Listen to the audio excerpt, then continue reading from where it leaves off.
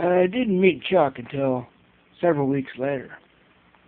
He worked downtown, actually. I would work with him for a day or so, a few months later. Felix is here. Huh.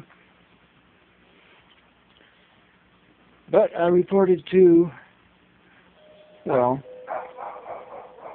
his boss, Jim, was everybody's boss in this group. Jim actually started the group several years earlier. He was a field procedure writer, and evidently he noticed that there was a lot of duplication going on. Different people writing instructions for identical pieces of equipment in different facilities, and he brought it up to the powers that be, and they put him in charge of a group to address that issue. And not only was it multiple people doing the same, one person doing something that someone else had done somewhere else. Not only that, but they were writing different instructions for identical equipment. It wasn't good either. So his plan was to make the instructions all standard for certain pieces of equipment that were, spread around the site that were,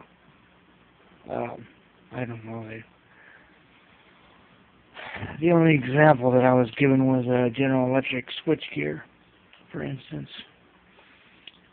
And so he also wanted to make them fully electronic, because they are paper procedures, and they'd need sign-offs. And one engineer told me that sometimes when he wrote a procedure, it would take a year for him to see it signed off by everybody on the list. And it would circulate and go through the mail and sit on someone's desk in a couple of weeks, and then they'd sign it and put it in the mail, yada, yada, yada. Well, once it's electronic, everybody can look at it at once, and it still may sit in people's inboxes for a while, but it really cuts down on all that time. Well, they ran into a problem with the drawings, with the figures. They tried scanning them in, and it would crash entire nodes or sections of their network, which is the HLAN, Hanford Local Area Network. They were not connected by telephone lines.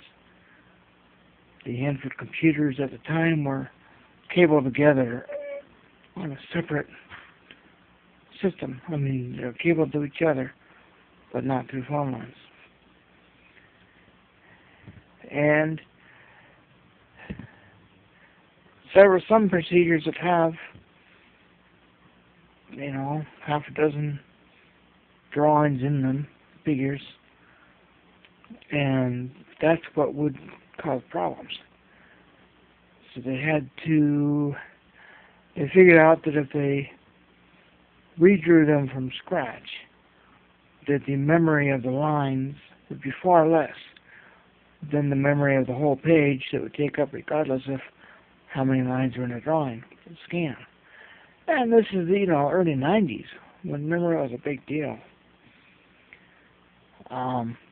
This phone probably holds more than PDCME used altogether at the time. But so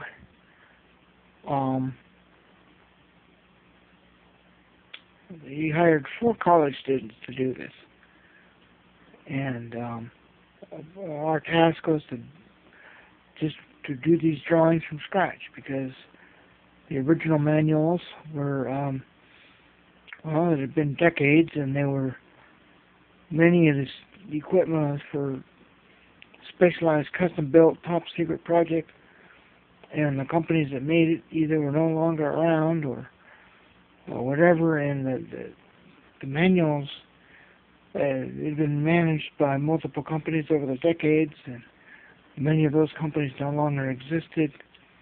The companies formed to manage Hanford.